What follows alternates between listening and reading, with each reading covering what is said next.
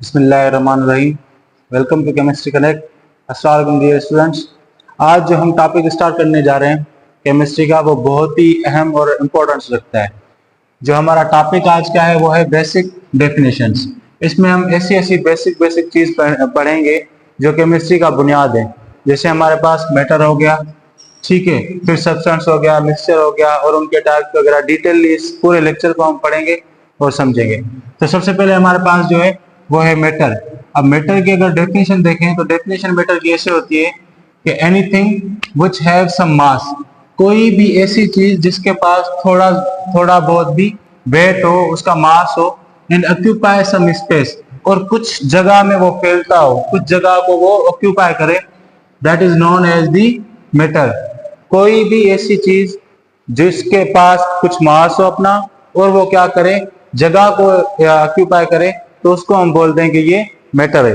फर्ज करें अगर मेरे पास ये मार्कर है, बोर्ड मार्कर है, तो अगर मैं इसको यहाँ पे बोर्ड के नीचे रख रहा हूँ तो ये कुछ जगह भी ऑक्यूपाई कर रही है, कुछ स्पेस भी ऑक्यूपाई कर रही है और इसका कुछ मास भी है, ठीक है। तो इसको हम बोलते हैं कि मैटर है। अगर देखा जाए ये जो पूरी दुनिया है, ये पूरी दुनिया दो ही चीजों की बनी हुई होती है, एक मैटर और दूसरा एनर्जी। इन दोनों को मिलाकर के ही पूरी दुनिया वजूद में आई है। अब बहुत सारी कंफ्यूजन का ये क्वेश्चन होता है कि हमारे पास जो एयर है वो मैटर है या एनर्जी है। देखें, अगर आप एयर को लेंगे और किसी भी एनालिटिकल बैलेंस मशीन में उसको वेट करेंगे तो उसका थोड़ा बहुत आपको वेट आएगा, भले वो 0 पॉइंट समथिंग ही हो, पर वेट तो है ना। तो उसको हम क्या बोलते हैं कि ये हमारे पास, जब इसका वेट आ गया तो सर्टेनली ये क्या करेगी, कुछ जगह को भी ऑक्यूपाई करेगी, ठीक है। पर इसका वेट बिल्कुल ना होने के बराबर होता है, इसलिए हमें ये फील नहीं होती, पर ये होती मैटर ही है। इट मीन्स कि एयर भी हमारे पास क्या है, मैटर ही है, ठीक है। अब मैटर को फर्दर दो टाइप्स में जो डिवाइड किया गया है। हमारे पास एक सब्सटेंस है और एक हमारे पास मिक्सचर है। देखें, दोनों चीजों में फर्क है दोनों ही मैटर, पर दोनों चीजों में फर्क है। फर्क क्या है उसको देखते हैं कि हमारे पास जो सब्सटेंस होता है ना, वो होता है pure form of a matter, as known as a substance. जो भी आपके पास चीज होगी वो बिल्कुल प्योर होगी। मीन्स अगर आपके पास एक स्टोन है तो वो स्टोन सिर्फ एक ही चीज का बना हुआ होगा, प्योर फॉर्म में होगा, तो उसको हम बोलेंगे कि ये सब्सटेंस है, ठीक है। उसी तरीके से अगर आप मिक्सचर को देखें तो मिक्सचर में क्या बोल रहा है कि impure form of a matter. Impure का मतलब ये है कि आप क्या कर रहे हैं, कोई भी ऐसी चीज बना रहे हैं जिसमें आप दो या दो से ज्यादा चीजों को आपस में मिक्स कर रहे हैं, आपस में मिला रहे हैं, फिर कोई आपको कोई नई चीज मिल रही है, तो उसको हम बोलते हैं कि ये हमारे पास मिक्सचर है। मिसाल के अगर मैं इंक लूं तो इंक में हम बहुत सारी चीजों को मिक्स करके इंक बनाते हैं, तभी हम इसको क्या बोलते हैं कि ये हमारे पास मिक्सचर है, ठीक है। तो सिंपल सी बस बात इतनी याद रखनी है कि सब्सटेंस में आपके पास क्या होती है, प्योर फॉर्म होती है, मींस एक ही चीज उसमें बनी हुई होगी, ठीक है, एक ही चीज की वो बनी हुई होगी।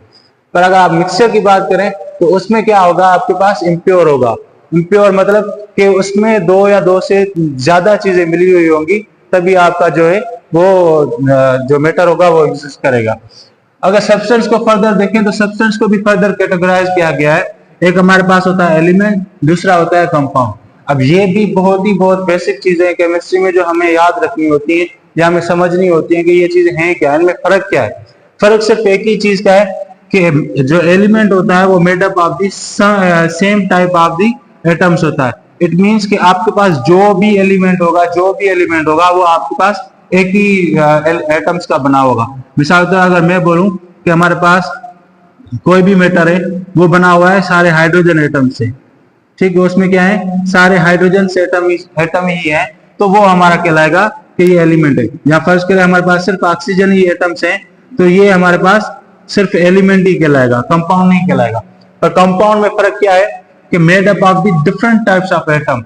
कंपाउंड जो हमारे पास होगा वो डिफरेंट डिफरेंट एटम से मिला होगा। एलिमेंट की शर्त क्या है कि सिर्फ एक जैसे ही एटम्स मिलके एलिमेंट बनाते हैं, पर यहाँ पे आपके पास कंपाउंड में क्या आ जाता है कि डिफरेंट डिफरेंट एटम्स मिलके कंपाउंड बनाते हैं, जो मैटर बनाते हैं उनको हम कंपाउंड बोलते हैं, ठीक है।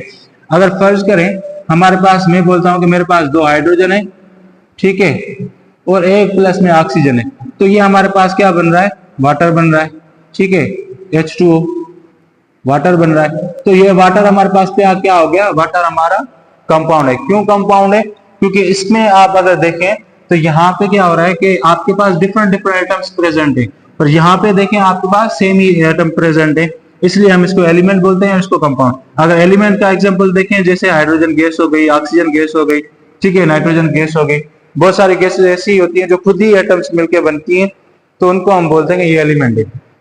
और अगर कंपाउंड की बात करें तो डिफरेंट डिफरेंट एटम्स, ठीक है। उसके बाद अगर आप आते हैं मिक्सचर पे, तो मिक्सचर का मतलब ये होता है कि आपके पास दो या दो से ज्यादा चीजें बनी हुई मिलके कोई चीज बनी हुई हो, तो उसको हम बोलते हैं कि ये हमारे पास मिक्सचर है। अब मिक्सचर को भी दो टाइप्स में कैटेगराइज किया गया है। एक हमारे पास होता है होमोजेनियस मिक्सचर, एक हमारे पास होता है हेटेरोजेनियस मिक्सचर। अगर इनकी वर्ड्स की मीनिंग देखें तो होमो का मतलब होता है सेम, ठीक है, और जेनियस का मतलब होता है जनरेटर या बनाने वाला, मेकर, ठीक है, या मेकर इसको बोल दे, ठीक है। और हेट्रो का मतलब होता है डिफरेंट, बाकी जीनियस का मतलब होता है मेकर या जनरेटर, ठीक है। अगर होमोजेनियस मिक्सचर का हम डेफिनेशन देखें तो वहां पे क्या होता है कि having a uniform composition through out its mass. इसका मतलब यही है, यूनिफॉर्म कंपोजिशन को समझते हैं। मसलन अगर मेरे पास एक बीकर है, ठीक है, अब इस पे मैंने लिया हुआ है वाटर,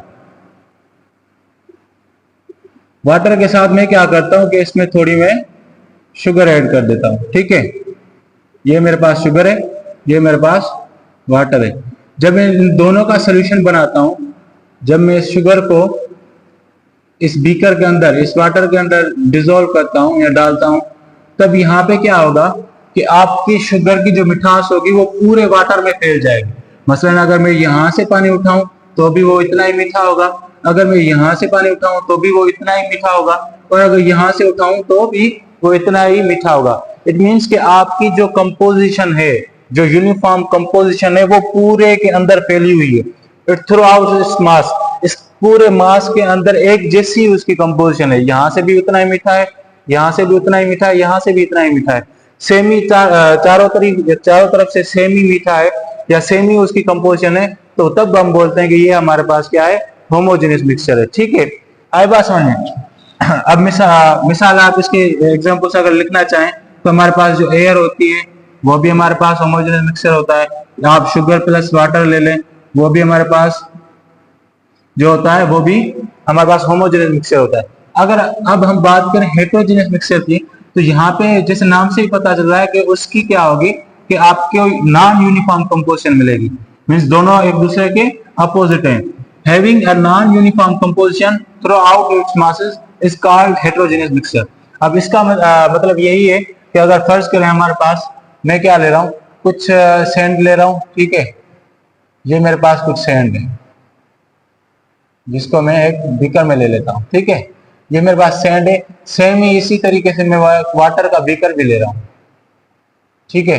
जब मैंने वाटर का और सैंड का बीकर लिया, तो जब मैं इन दोनों को डिसॉल्व करूंगा या दोनों का मिक्सचर बनाऊंगा, तब हमारे पास क्या होगा कि आपके पास जो होगा वो वाटर ऊपर ऊपर रह जाएगा, ठीक है, और आपके पास जो सैंड होगी वो क्या करेगी, आपकी नीचे रह जाएगी, ठीक है, सैंड आपकी नीचे रहेगी। तो यहाँ पे अगर आप देखें तो क्या सैंड और वाटर दोनों इक्वली डिस्ट्रीब्यूट हुए हैं एक बीकर के अंदर? नहीं।